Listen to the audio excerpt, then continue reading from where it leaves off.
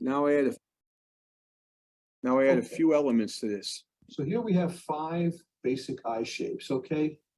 All very similar in shape. It should be. I got to get it off my screen. Form, and sort of obstruct the bottom here. All those curves are pretty much similar. Okay, and so what I want to show you is what can happen now. There, finally went off. Add just 3 tiny elements, these 5 forms, okay, or these 5 lines. Same form, but 5 of them. The first element I'm going to add is going to be an upward hairline. An entry stroke, Okay. essentially. The next form is going to be a dot above the center eye form. To actually make it an eye, keep that dot no wider in heft than the main shade itself. And then the last form will be extending this shape here at the end up to the header line like this. And then curving it out like this as a connector.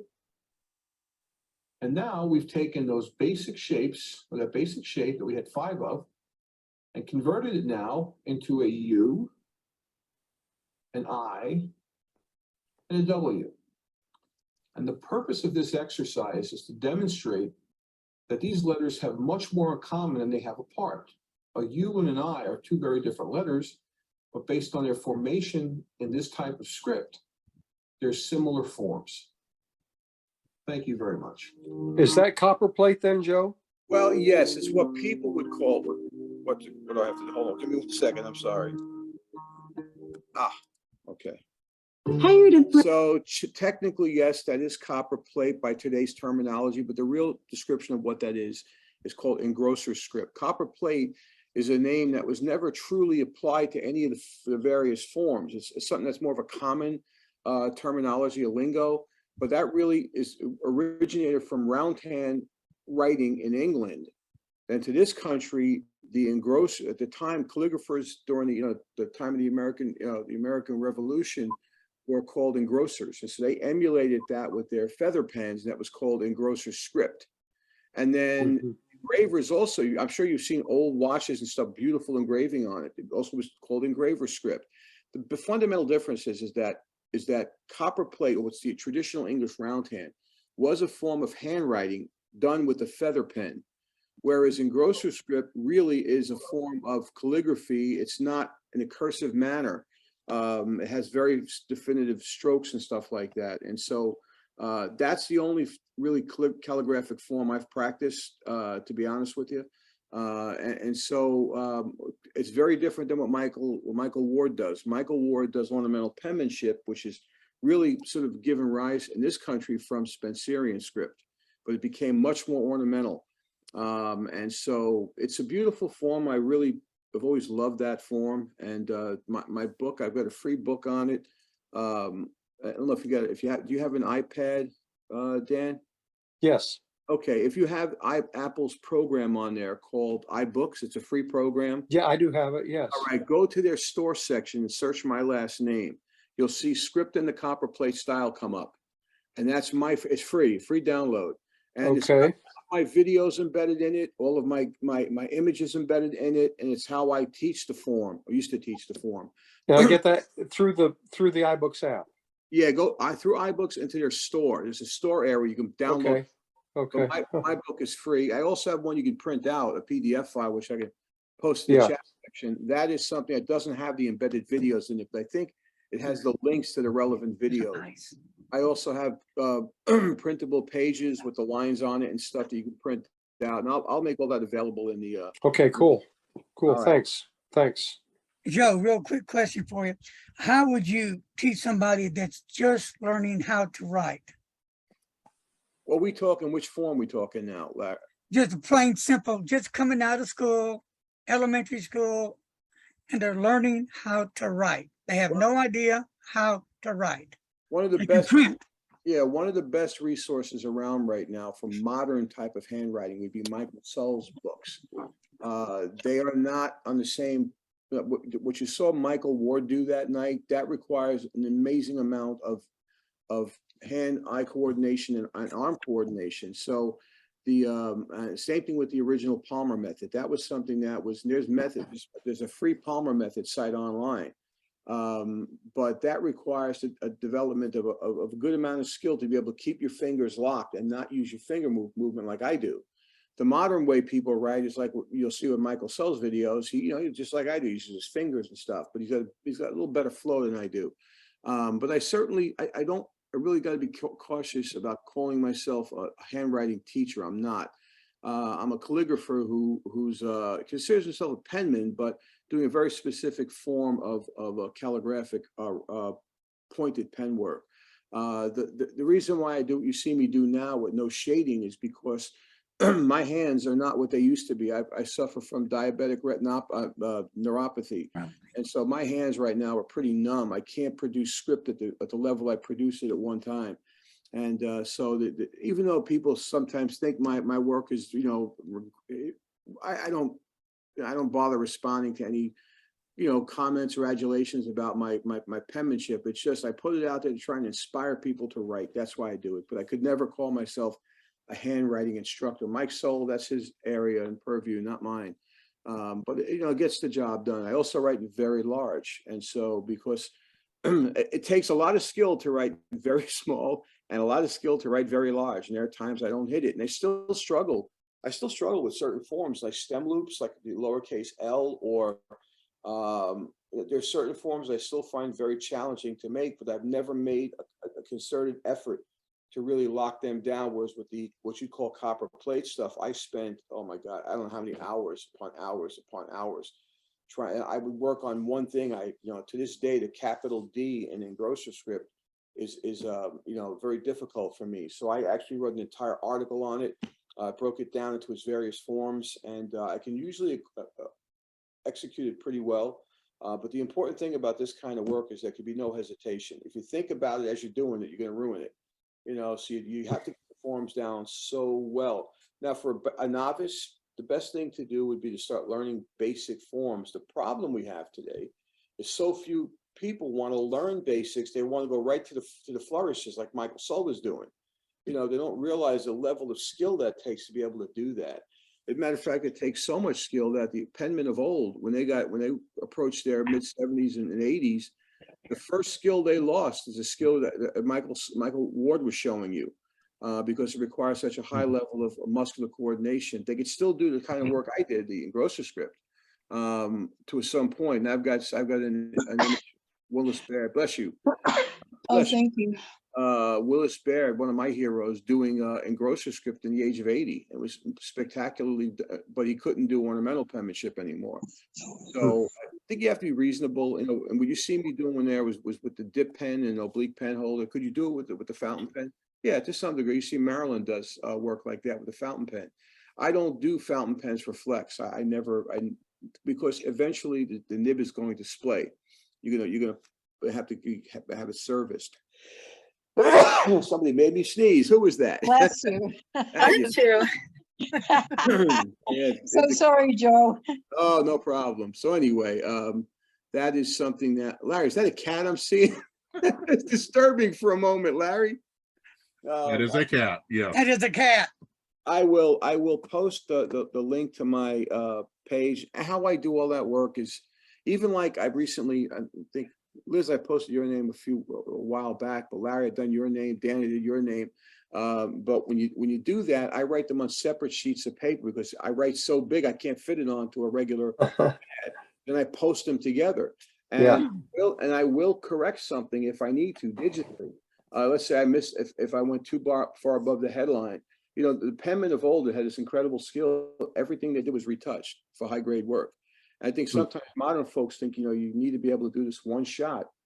I mean, could I do it? You see me write online. Some people see me write online. So yeah, I could do it, but that's not the point. The point is, to go back and, get it the way you need it to be. And I'm waiting for mine, Joe. you got it. I'll get you done. I'll get you done this weekend. Thank you. Thank you. Just put in the chat section exactly how you want your name to appear. Now, sometimes online, folks have 4 names. And so I recently did something for a woman, I think in Mexico. It's 4 different names. That's a lot of names. But yeah, it's done. It's done in, let me show you one more thing. It's done in several pieces.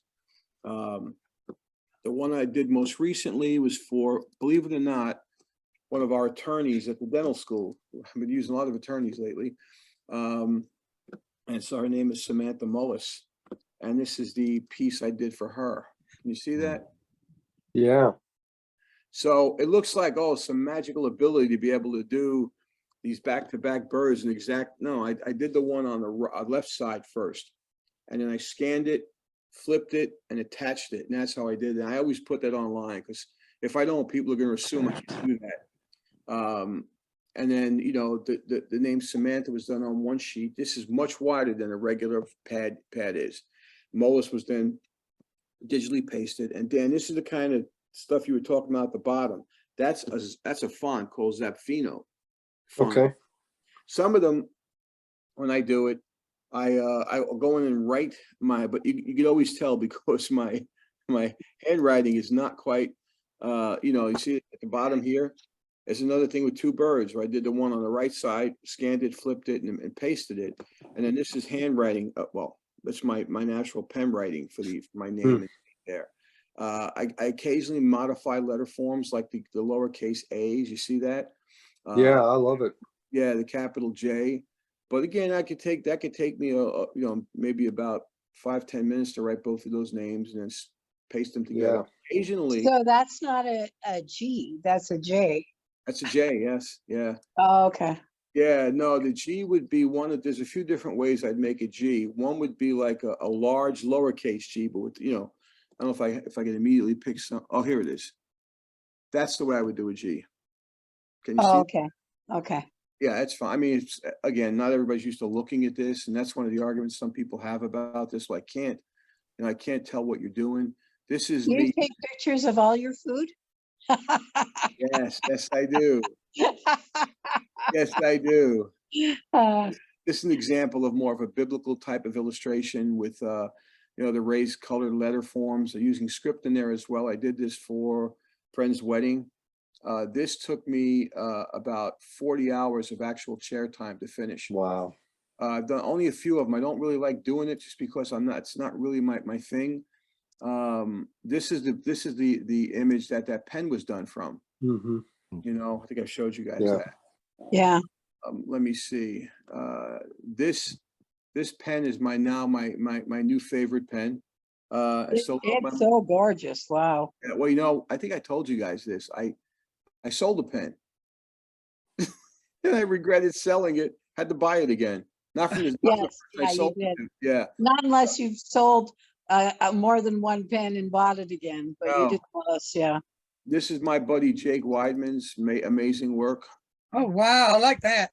That is birds forming a larger bird. You look I carefully. like it. You I see all like the elements. Even in his beak, it's two birds.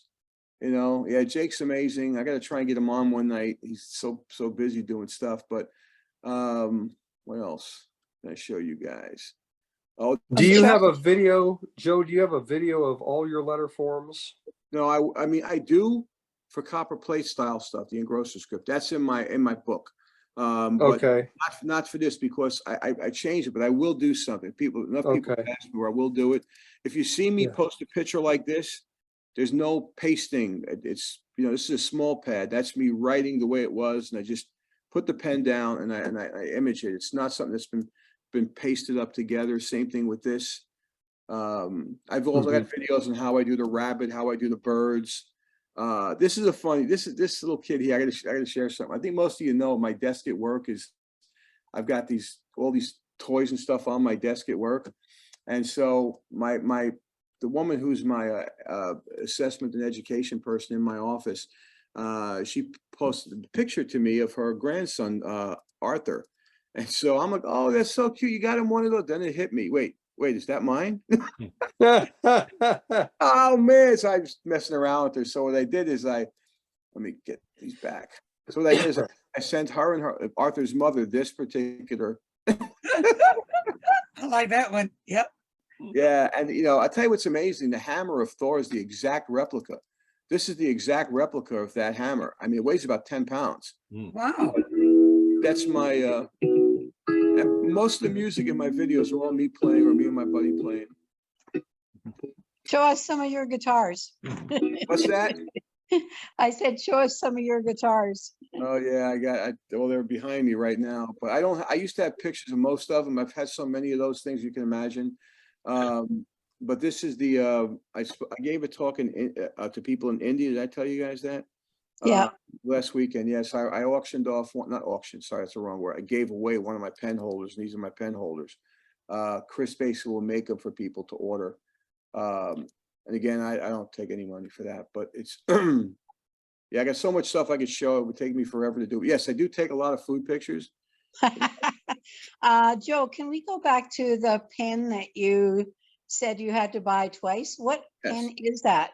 That is the Tassia Miyabi Winter's Breath. Let me come out of this for a second. I'll open up the, yes, I think I took some nice images of that. Give me a second just to pull it up. Normally what I would do is when I spoke with a few times with you guys, I actually did it from a presentation because it doesn't require me to go around searching everything. And so I will open up my fountain pen link. The pen is called the Tassia. It's actually made by Sailor. And I think I've said enough times, Sailor is my absolutely favorite pen in the world. And hold on, okay, let me share this now. Sailor against, what was I going to say? Sailor against Pelican. where? Pelican. No, the other one. Sailor versus, Mont Blanc. no, it's Sailor. Damn it. Oh, It'll come to me. Platinum or Pilot or Pilot. Okay, there's Sailor, Sailor King of Pens, right? Okay. Yeah. And then there's that other one, not Pilot, not Visconti, not Platinum. it's a Japanese pen, Larry. Yeah, no, German. I think. No, But not Pelican. No. Can you see this image of the pen? Let me see. Well, yeah, I have it in my head. I just forgot the name of it. No, I'm saying, guys, can you see this image of the? No. No, icons in a folder. all we see Okay. are your, Hold on. All right, I'm sorry. So this is the pen. There it is. There it That's is. it. So this is essentially a Sailor King of Pen ebonite pen. That's the basic frame is. Yeah, And then they actually also make the nib for this it's the pen. 159. And so Chinese. the 150. Joe, is that textured? Got it in maroon. No, it's pretty smooth. I mean, you could feel a little bit. This, I believe, is I know. quail eggshell. This is quail eggshell, and this is abalone. Okay, And it then- looks like it would be textured. no. I mean, you could feel it. Can you see the second image I put up there? Okay, so let's see. No. All right, let me share this one. This shows you the nib on it. See that now? Yes. Very nice. The pens are individually numbered. This is the one I sold, and this was number 84 of 88. I mean, let me see I got that in my pocket. I actually use this pen a lot. I take this pen to work with me, and I don't put it in any special case. I'm not. Let me see. This pen, if my eyes could see it, is number 39 of 88. The one I sold was 84 of 88. That's the one you're seeing there. I haven't re-imaged this one, but they're essentially, I don't think identical is the word, but they're made the same. Getting pens to be exactly the same, but this is and that nib you're looking at is a Sailor 18. I think it is. It probably was a Sailor. Oh yeah, and I will say this about the pen, Sailor. If you know anything about Sailor pens, and Liz has a few of them, they come either 14 or 21 karat. I rarely have ever seen an 18 karat gold Sailor nib. And so they make it for these guys. There's another pen. This pen cost me, it's an expensive pen. I think it cost me about $1,800. This one? Yeah, it sells between $1,800 and $1,950. But Dan was quite nice with me. Because I bought the first one from him, and I says, "Can you match the price on the first one?" Which he did. But they also make another model above this one that uses the King of Pen size nib. This is the one you would have on your pen, Liz. But the way you can tell the difference, because the bigger nib, but also the clip here is just chromed. The other one actually has the same thing with I think black and eggshell on the clip. It's been put on the clip as well, and that thing's around 2,900.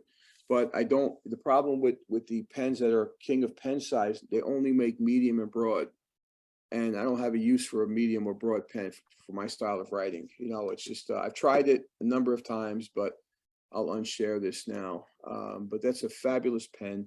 I'm sorry to hear you having some issues with your sailors, Liz. I mean, I had one as well recently. You know, I sent it into Mike Masuyama to get fixed up. It wasn't that big a deal, but he seems to think that when you order a pen from a dealer, they'll pull one nib out and put another one in, and that can make the pen. Yeah. So they may have done that from where I bought it. But you know, I mean, at least Dan's gonna take it. I have a couple pilots and some other pens to send to him too. So the You other have a thing lot of is, pens, you Liz. know, a pen that I think might be scratchy, if I gave it to someone like Michael Ward, it might not be scratchy because he's used to writing with such fine points. Even myself, when I was doing copper plate stuff, you know, I'm willing to accept a certain level of feedback that I think a lot of people would not be. Most people. this isn't anything to do with they're right. Well, not only they're really scratchy, but they're writing very, very dry. Okay. And I tried it with different inks. So I was like, no, this just isn't working. Yeah, and I don't want to mess with them, so I'm just going to send them to Dan, and he can fix them for me. I tried that with a really expensive Nakaya. I tried to, you know, smooth the thing out myself, and I ruined the nib. So, and I got that one from Singapore. It cost me a lot of money to fix, and so I don't really do that. I don't mess with them anymore. You know, Yeah, when I was a dentist, I had more hand skill, I think, than I do now because I don't touch patients anymore. I'm an administrator, and so yeah, it was a very expensive correction. The nib itself was like $300. The shipping was like 75 insured, and yeah, it was a hard lesson to learn, let's say. You know, Dan had I bought a pilot pen from him, and as soon as I opened it up out of the box, I dropped it on tile, God. and the nib just bent. It was, oh gosh, Hey, made me Liz. cry. Hey, Liz, just in case you didn't know this, dropping your pen on tile is not a good thing to do. Just don't do that anymore, please. Those are Oh things my that can be gosh. nightmares. Oh my gosh, it was awful. I was so excited to get the pen too, and I didn't even ink it up yet. So I sent him an email. I said, you know what I just did? And he said exactly what you said. He goes, yeah, well, you're not supposed to drop it. The new nib, the big nib. You have to take it out on when you're over a carpet now. Yeah, with friends like that, who needs enemies, right? I just posted the link to my playlist on YouTube in the chat section. I will post the link to my printable PDF file and the sheets. I think some of you have this stuff already. And if you have any questions about writing it, just let me know. A few weeks before that, I think I told you guys I spoke to calligraphers in China through Zoom. I didn't even know you could do that. Apparently they have their own version of Zoom that the government can monitor. And so I was on the American or the other version of Zoom, the normal one. I had about 34 people on, but China had about 440 or 450 on there. And it took a long time because I'd have to talk and then stop. Let me translate it.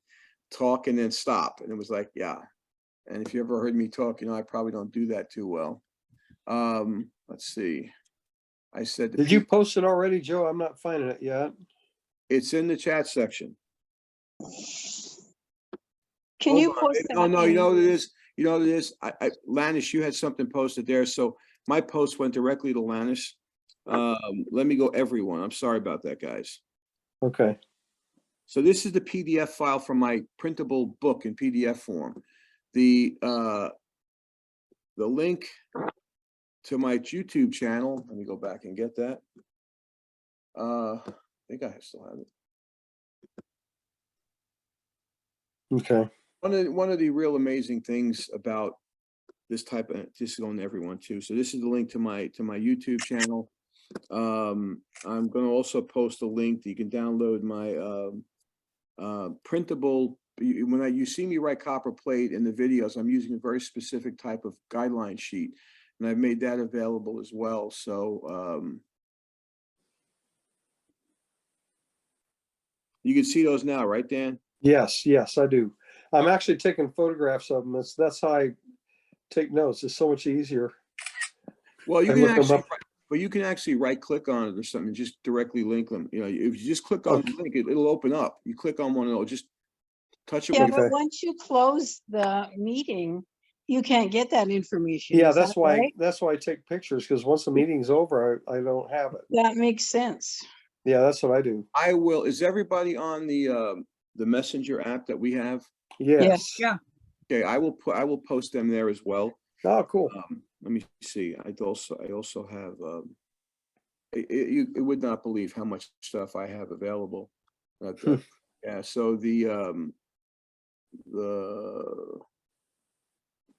and I always joke around that I wish I would have charged $1 for each of these things, because I was downloaded now over 100,000 times. Wow. The $1 a piece, I'd have been okay. This is the direct link to the iBook, which you will not need. But like I said, just go to the the iBook store. There's no charge for any of this stuff. Let me see if I can copy all of this. I think you were paying it forward, Joe. Yeah, well, like when I went to my first conference, yeah, you heard me and Michael talk about conferences, and I was just bowled over by the amount of generosity by the people there, because at the time I went there, these were the best in the world at this stuff.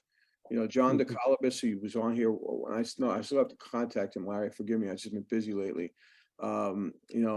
He was basically the Tiger Woods of this sport, and of the sport, calligraphy.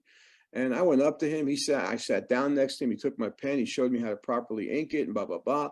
And because I couldn't believe what he was doing with the pen, because at the time I was still a novice. Mhm. And he was, expert. And I was watching him with when you go to one of those conventions and you see people standing around watching you write, it sounds like they're watching a firework display. Literally, it's like, ooh. For him, he would do it to me after a certain point, but John was like, he possessed a skill. And now they probably do the same thing to Michael Ward when he writes, because it's something your mind can't grasp onto unless you've really made the effort to do it. It does not require artistic skill. Does it help if you have the ability of Jake Weidman? Sure does. But you can learn this stuff. It depends on how far you want to go with it. I think the Mhm. basic thing is just have fun. That's so important for people. Some people, it gets unfun really quick. I think I've got all of this stuff going in the right direction. Yeah, I just posted 4 links. Let me just make sure they work correctly. Okay. Yep. It came through. Yeah. It looks like it. Yeah. Follow link. Yeah. Okay. The PDF is more of a workbook. It's set up like that because I used it when I produced that before I produced my electronic book, the iBook. And to the best of my knowledge, that was the first iBook ever, or first interactive book ever on calligraphy. And but not everybody has an iPad or a Mac computer. And so if you look at that, if you look at the PDF file, if I remember correctly, it's been a while since I looked at this.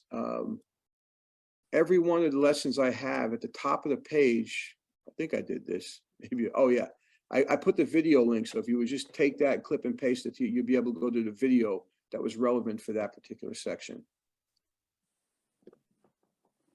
So, from my perspective in the world, people throw the term around master and all this stuff. I always say I never use that term for myself. I only accept it if it comes to be what you mean teacher, then I would accept that term. But for me, it's about passing it on and truly wanting to see people progress. The people that have studied my work have gone well beyond me in skill. I mean, David Grimes is one of them. He's a real successful online course.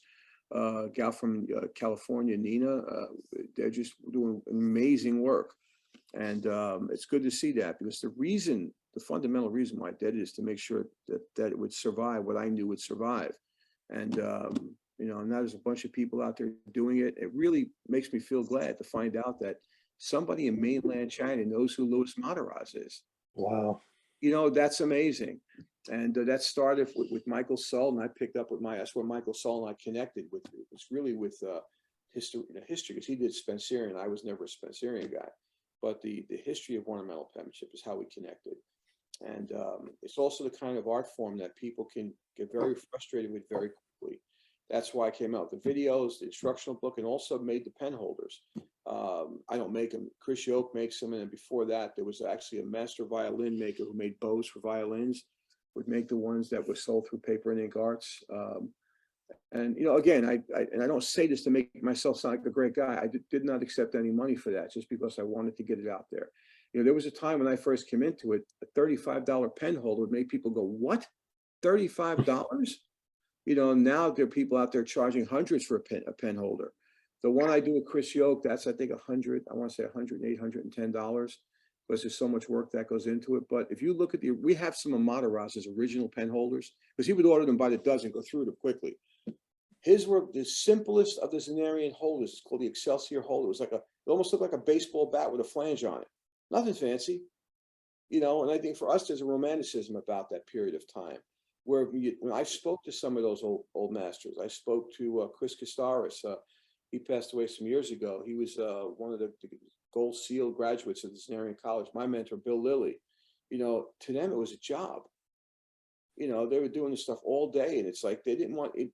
Steve Ziller didn't want to talk to any calligraphers, not because he didn't.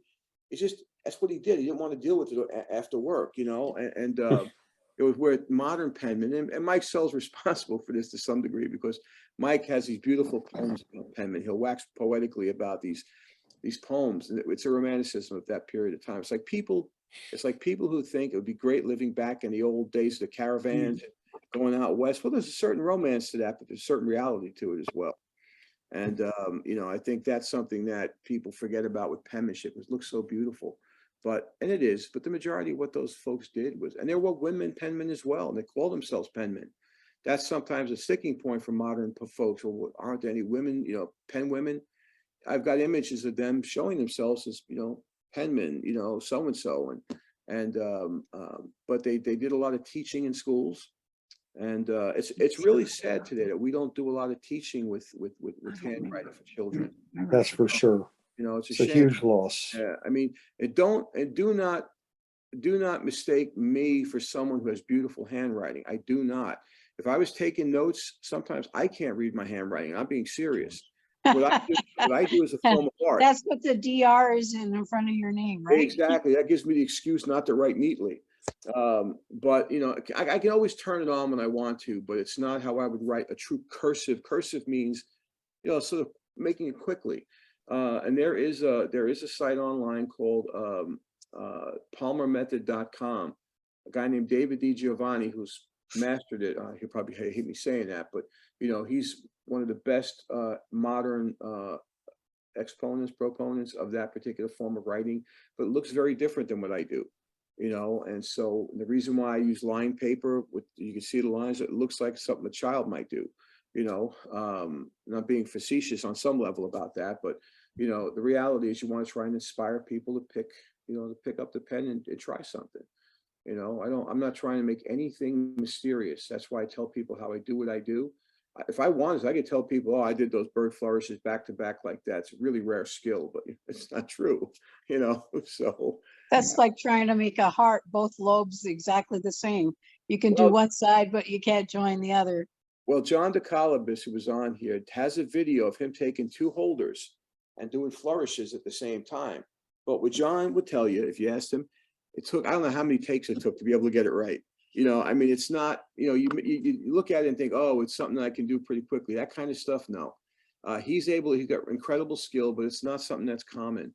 You know, I could do those pens and birds, those quill pens and the bird flourishes very quickly, but and I can do it shaded as well, but that's not my main skill.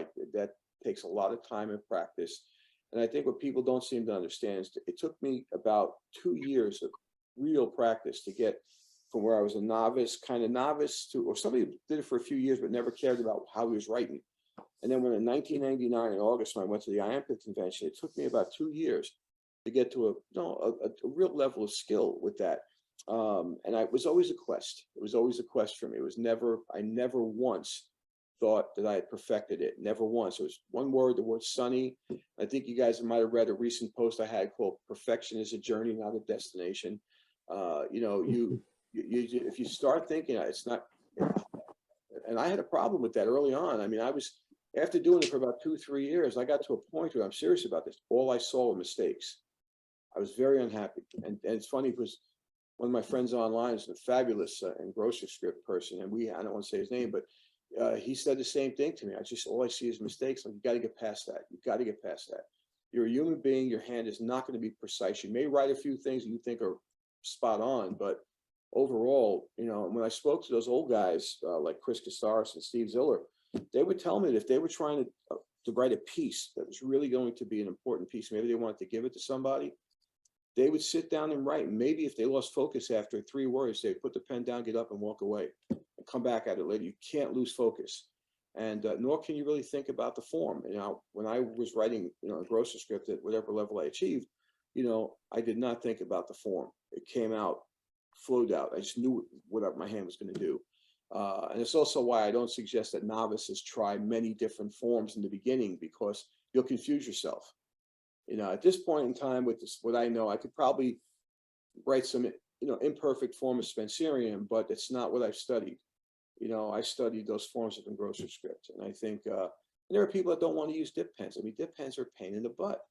No matter if you want to write on an airplane, I used to carry inkwells onto the airplane when I was going to conventions, and I would write on the, you know, on the table. My ink was there, my oblique pen holder. It's so nice having the fountain pen. I just don't need to worry about inking it, except for the initial time I ink it.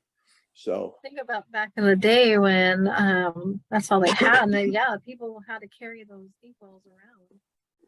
yeah, and then you know, a lot of people when they were in school, I was in grammar school in the 60s, but those that were in school like early in the 19th century, oh sorry, 20th century, they were actually they had these little inkwells. You may know they had inkwells on their desks, you know, for dip pens. But then the fountain pens came out, and it took a while for them to really get some perfection on that, because they would leak a lot.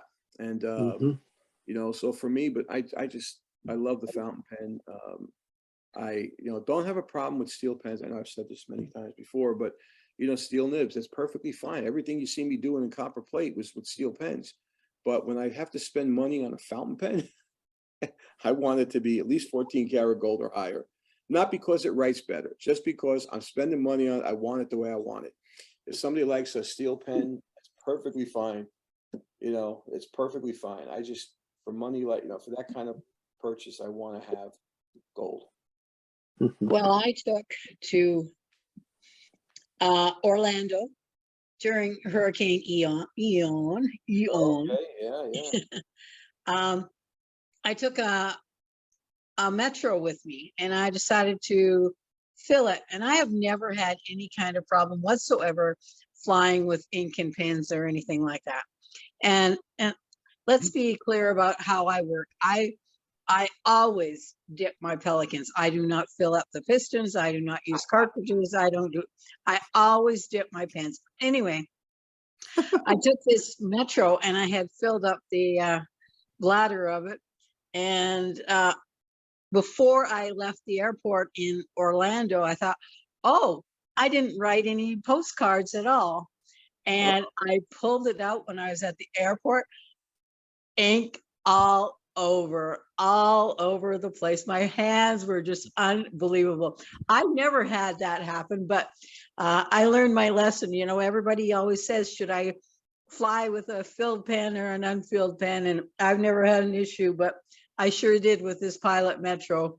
And I will be doing that trick again, for sure, for sure. Landis, you mentioned bladder. Was it a bladder type pen, or how did it fill?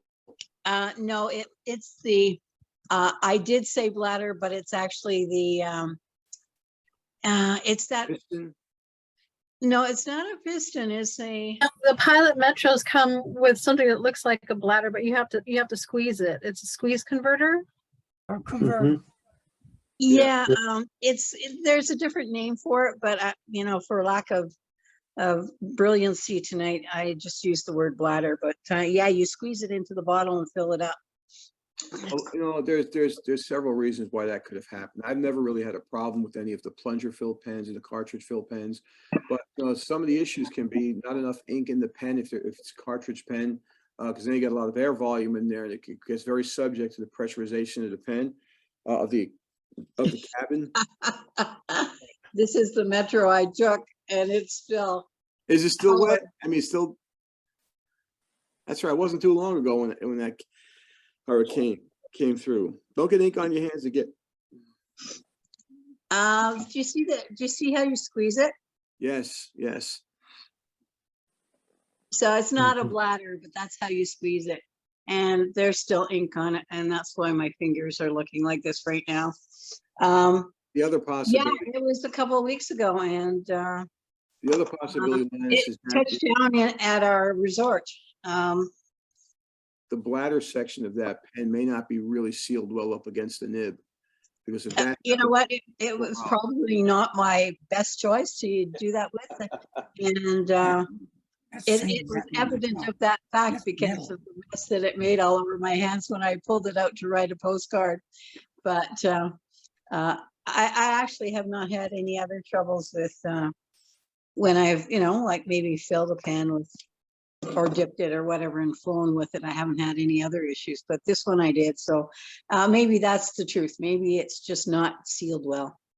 I've had trouble a couple times in the past couple months with cartridges coming out of a pen, and most cartridge pens they're not screw-ons. I much prefer them, but it's just friction, and for some reason they just come undone sometimes, yeah. and that's really nasty if you got it in your pocket. Well, remember the stuff it's made out of, that plastic with resin, whatever it is, that's approximate fit, right? It's not like this is a precision Yeah. thing to fit. But I agree with you. Yeah. There are some of those converters. I think Kilt Pens uses a twist on a threaded converter, I think. Yeah. But even that, it may not seal flush enough. Or if sometimes you get too Mhm. little ink in the pen. There's too little Yeah. left in the pen. It can come out in a much higher volume. But Yeah. yeah, it's still a mystery. We haven't completely solved it, Yeah. No. Well, I normally, probably normally I wouldn't travel with a Metro. I'd probably take one of my birds, but because I was going to Orlando and I didn't want to risk any kind of loss of any way, shape or form. So I took one of these Metros and I like the Metros, at home, they're great kind of thing, but I didn't want to take anything to Orlando and risk losing it or whatever the case may be. Yeah, no, I understand. I think that's one of the things that amazes people when they hear about, because even if you're paying $100 or $200 for a pen, people still can't believe you're going to carry that with you. It's like, well, I use it. I mean, I'm the kind of guy, I've never owned a real fancy sports car, but if I owned a I'm the kind of guy who would probably try and drive it in the snow or something. Just believe if you're going to spend money, use it. There are people, oh no, I'll just leave the pen there. I only come, take it out on special occasions. And then that's never been my philosophy with anything I've owned. But again, I'm not buying Lamborghinis or anything like that. I'm trying to find the link for the Palmer method. Can you guys tell me, am I actually on your Zoom page? My picture doesn't come up like normally it does. And when I go back to it, it says something like I see. virtual backgrounds, none plus add plus blur. I can't get rid of this and I don't know what I've done to, and of course it's on my, I use my phone for everything and it's not an iPhone, but I see I don't your know what I've done. I see your room behind you. I see a picture on the wall, little small shelving units. You're not blurring that out. I can see that. It looks normal, Lannis. Yeah, normal. Everything looks normal, yeah. It looks Okay. normal, but there's a big block of black on each side of your photo. So it's Yeah, like, that's the phone. It's a phone, that's Dan. the phone. Okay. Yeah. All right. I just posting the palmermethod.site.com. That's David DiGiovanni's site, and it's got the entire Palmer method for free. Okay. Good. Again, that requires, you'll see he has a very His style is very much like the polymer. This is the way children were, instructed in their school. It's not what I do. Thanks, Liz. Yeah. Yeah, Larry, who was supposed to be on? Ray, From what? one, from Heinz Company, Oh, okay. but, no show. Is he in the same area you are? Maybe he had a problem too. I don't know. He's, out there in, Dallas now, North Dallas, North yeah, Dallas. not the same geographical area. Yeah, so we don't know what, so. Oh, well. And I Yeah. just, I don't have the time to keep going after somebody, blah, blah, blah, because this could happen, that could happen, and of course it does to me. Oh, well, that's Mhm. part of being a Zoomer. Yeah, but So it's- where's when the you- kitty when- cat? I want to see the kitty cat. My kitty cat, well, he's down there. Hey, kitty, she wants to see you. Good luck. You might not like it. Yeah, he's running away. Yeah, he'll scratch your eyes out. that's a lot of books back there, Jake. Are they books or are they videos? Okay, that side is nearly every Star Trek paperback from 1975 onward. Really? Wow. And then this side is all different science fiction, murder mystery type stuff. That's a lot of books going on there. I have over 2,000 books in my library. Whoa. Oh, yeah, you should see his comic book collection. 4,000 comic books, yeah. Oh, wow. I used to collect them too, Jake. I wish I had some of them back that I used to have. Mhm. Yeah, My claim to fame is Lego. Really? Lego and yeah, and I have a closet full of unbuilt Lego. Mhm. Of course, what you see on that shelf behind me, get up here. No, he don't want to where get you can see the, up. on there are architecture Lego. No, he don't want to. There's Eiffel Tower, there's Leaning Tower of Pisa, I wouldn't have recognized that as Lego. Wow. there's Arc de Triomphe. There he is. Not for Oh, long. there's a kitty Not cat. for Not for long. long. He's gone. Come here. He's not the world's most affectionate. Thank you for showing us. Yeah. Thank you, Grayson. Yeah, Mine is around chasing crickets somewhere. He'll spend the night. Here's something for you. It's kind of funny. Every once in a while we get a mouse. Every fall, winter we get a mouse Yeah. or two, and he just started. We didn't even know he was doing it at first. I woke up one day and went downstairs, and there's this little soaking wet dead mouse in the middle of the floor, and he plays with them. I found out later he plays with them and carries them around his mouth, and he doesn't try to hurt them, but they eventually die from playing. But and then we'll get crickets, and lately he's been after crickets. Get up Well, here. the other day my wife goes downstairs and thought that he had a mouse or a cricket, and as she was bending over looking around, and she looked down, thought it was a mouse. She got kind of close because it was kind of misshapen. She kind of got close and looked, and it was a bullfrog that flew up and jumped and took off. The cat had been playing with a bullfrog all night long, and we have some water plants, a water garden outside, and it's getting cold, and she wanted to instead of rebuying the plants in the spring next year, she just brings them inside and keeps them alive. Then in the spring she puts them back outside, and then they grow and have lily pads and stuff. Well, apparently it was cold enough that this frog was in hibernation. When she brought that plant into the house, it warmed up, and pretty soon the frog came into life and off it went. And I Mr. didn't know Kitty that. spent the night playing with it. When I rescued that poor frog, it was covered with cat hair.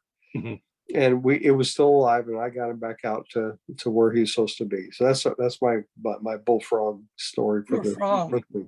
Well, I'm going to add to your bullfrog story. When we were in Orlando, and of course the Hurricane Ian was coming through, all of a sudden we looked on the screen of the door heading towards the river that was rising like crazy. And there was this bullfrog attached to the screen. And at first we had no idea what it was. And then we figured it out. But that's my bullfrog story. There's the kitty. Mhm. Yeah. What's his name, Larry, or her name? Grayson. Grayson. So That's my grandson's name, Grayson. We Dan, found I'm really him curious out. about what that picture is behind you. Do what? Dan, Oh, yeah, Dan. What? Oh, I'm sorry. I'm really curious as to what the picture is behind you. Oh, I was down in Atlanta to a ministers convention. It's been probably 20 years ago. Have you ever heard of Promise Keepers? The Promise Oh, Keepers yes, movement? of course, yes. Where men of The God guys get together. ministry. Well, this was a Promise Keepers, the only one I know that they ever had for ministers. And so there were about 42,000 of us showed up, and they gave each one of us this poster, and a man in our church framed that for me. And I don't know if you could see it very well, but that's, well, that didn't help much. That's Jesus. Oh, okay. Okay. oh, okay. And then there is a man of God from every one of the 5 races, each that has like a flame of fire on his chest, which represents, the Spirit of the Lord. So that's what that is. And you can see there's a black guy and an Asian guy and all those guys. And so they gave one of those to every one of us ministers. So there's 42,000 of us. And a guy in our congregation grabbed it and had it framed for me. Gave it back to Very me. cool, very cool. Yeah, I'm a little curious about the only 5 races, though. Never counted. I frankly thought there were 4. They came up with 5. I don't know. We have an anymore. extremely multicultural church, and we've got Uh-huh. hundreds of races in our church. Oh, is that So, right? Well, I guess is how you define race. I think they were looking at the major differences at the time. This was, like I said, decades ago. But yeah, they're you're still- right. Promise Keepers is still running strong, aren't they? Yeah, as far as I know, yeah, it's a good thing. It was a good thing. Yeah. It's Definitely. amazing when you stop, 'cause obviously in modern science and stuff, they don't accept certain principles, certain biblical Mhm. principles. But when they did what's called a regressional analysis of the genetic content of a human being, which they did a few years ago, they traced it back to something that the scientists called genetic Adam and genetic Eve. 2 people. Yet That's too funny. science is still Science did that? Yep. Look up genetic Adam and genetic Eve. We are all related. Interesting.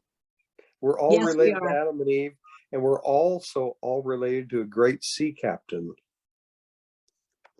Oh, yeah? Noah. Yeah.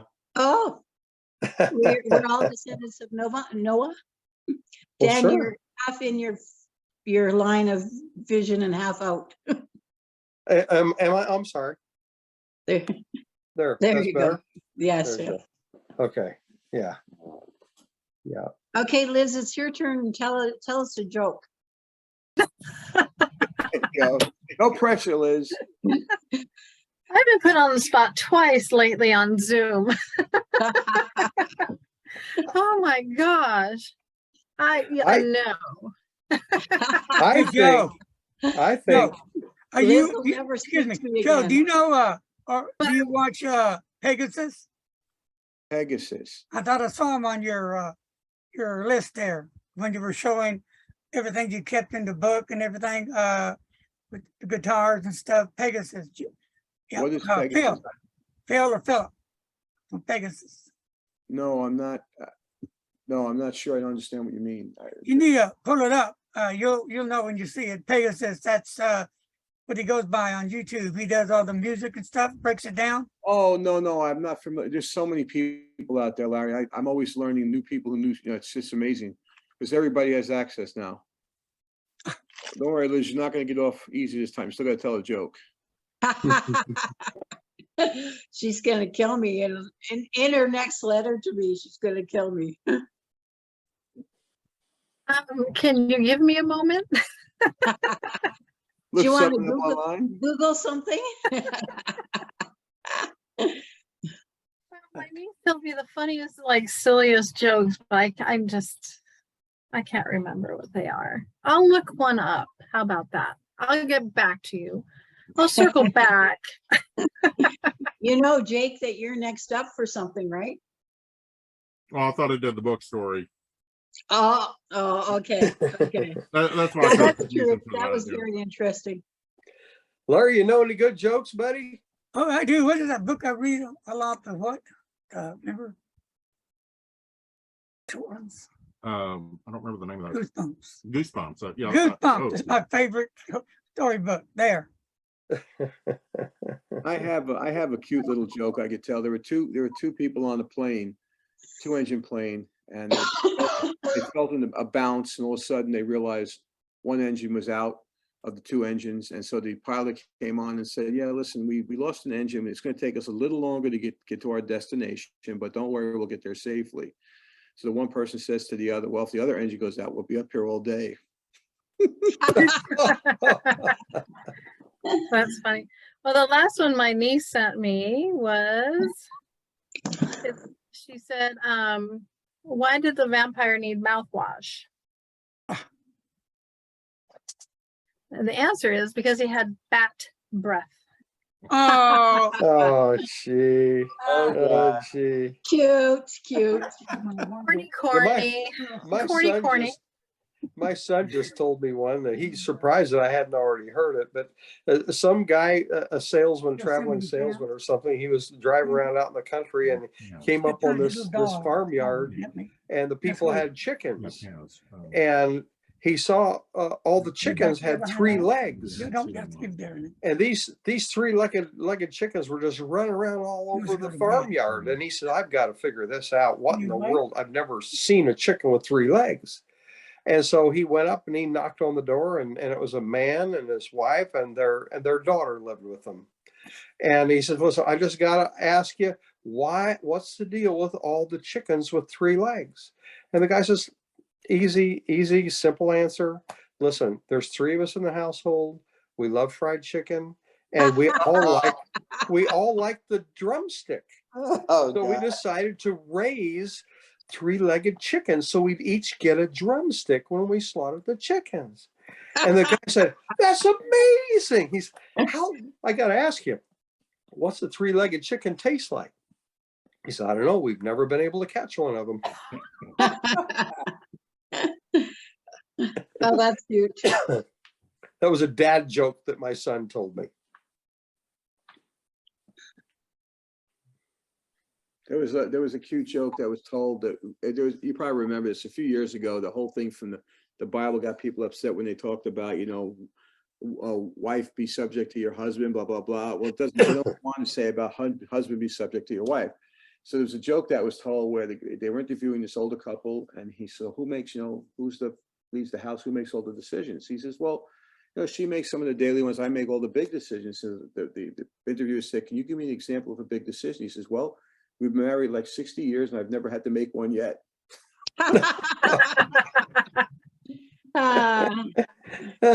Who's in charge around here, right?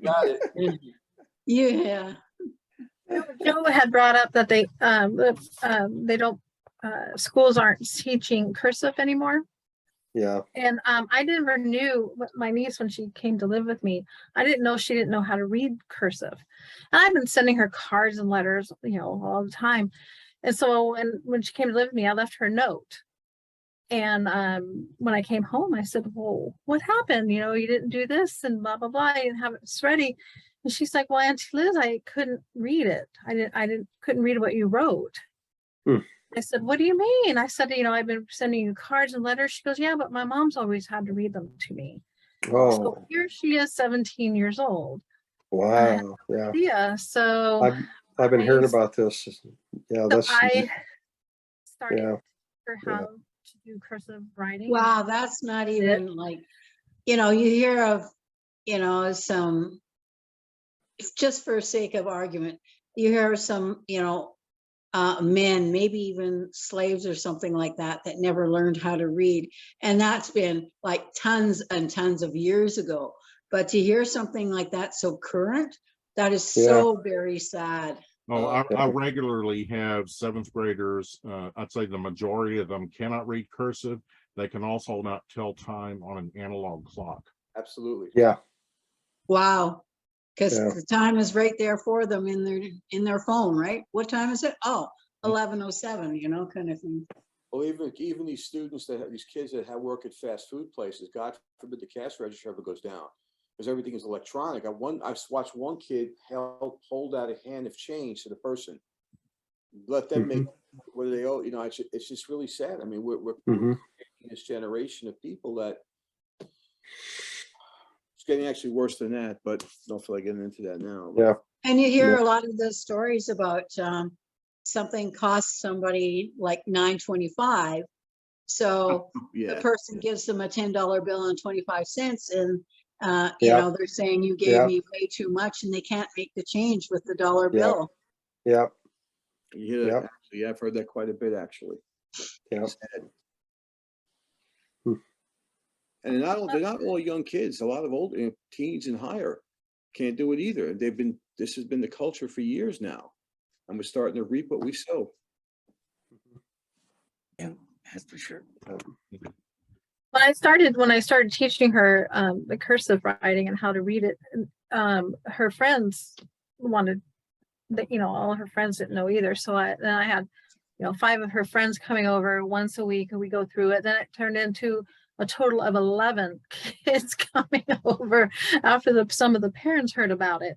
So, it was quite interesting. How cool. What a great way to pass it forward and to do random acts of kindness like that. It was, well, I didn't think of it that way. It was fun. We had a lot of fun. We had pizza night, or chili night, or whatever. I mean, it just made fun. We just made it fun, and it was fun it was good for me. I think I had more fun than they did. I was actually giving them tests and everything. Very Hey, Joe, Very cool. how's your coffee machine doing? Good, good. I basically just used the fully automatic one. I sold the manual. The other one was I was too tempted to drink triple espressos at night. So I got the one from Switzerland I have now. I just press a button, it grinds the bean, it makes a latte, a flat white, an espresso, whatever I want.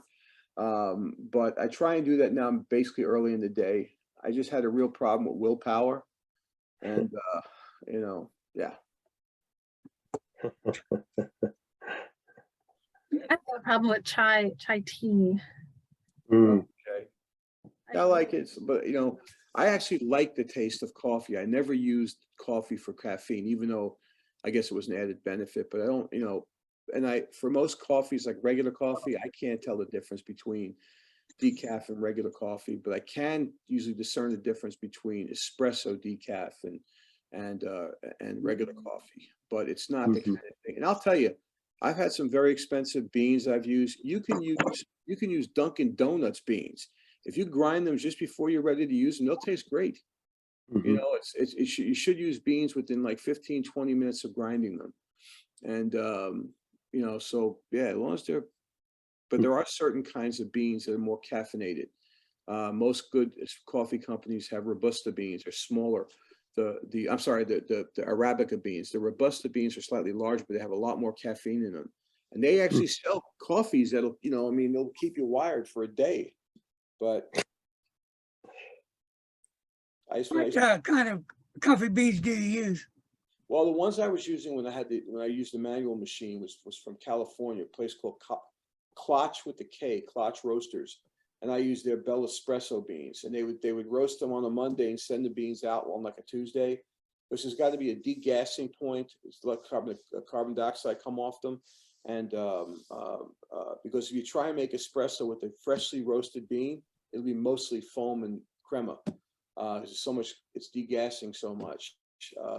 But there comes a point where well, the question was, do they come as a whole bean, or do they already come They do? I only grind them. I will only grind them, Larry. Oh, okay, okay. I do not have pre-ground beans. We're losing connection here. I have my standards, so, no, I grind them just before, the machine I'm using now grinds it. You press the button for the cup you want. It grinds Gotcha. it, packs it. Yeah. And do you make lattes? I make flat whites. I'm not a fan Flat of, white? Okay, yeah, okay. not a fan. I mean, at the medical and dental school where I work, there's one Einstein bagel cafe.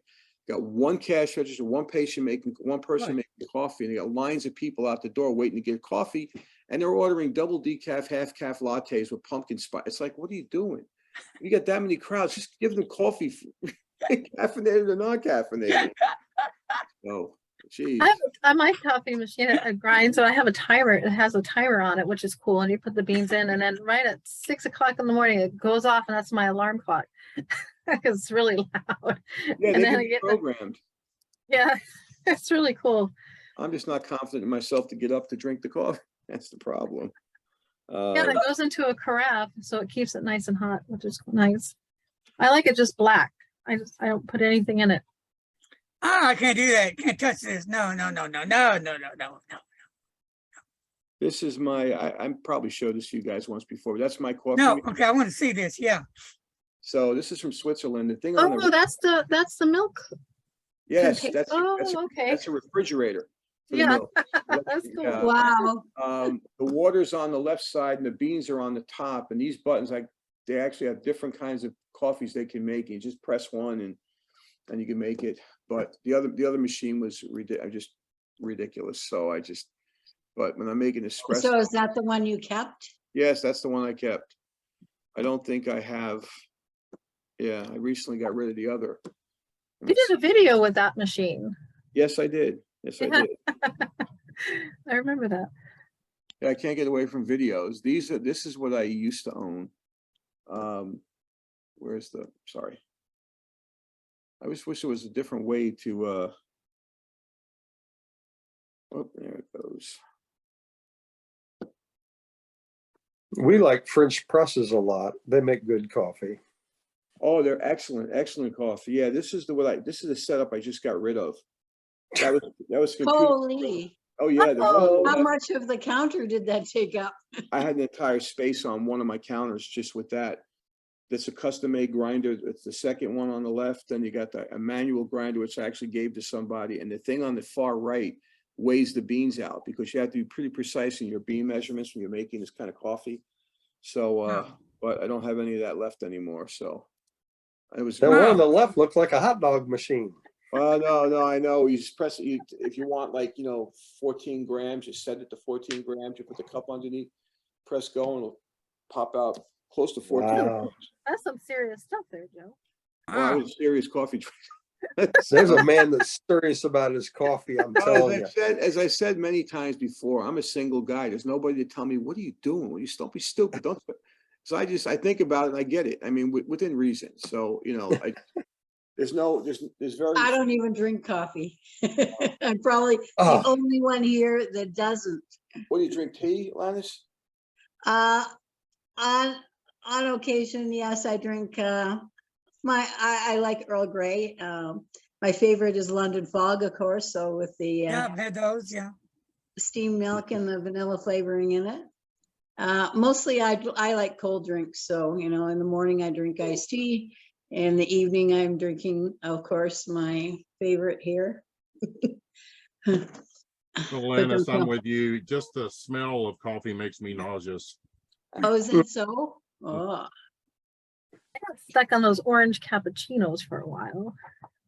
Those are well, good. pumpkin spice is everywhere. You can get Spice orange. cereal pumpkin spice. You can get absolutely everything in pumpkin spice at this time of year. It's bizarre. Right. Well, guys, I'm gonna call it a night. Yeah, same here. Yeah. Same here. Lannis, put Oh, your. hey, so full the name next into time the, nobody chat. shows, we'll just pick somebody to be that person. Okay. All right, Doc. See you later. Hey, guys. Good luck to y'all.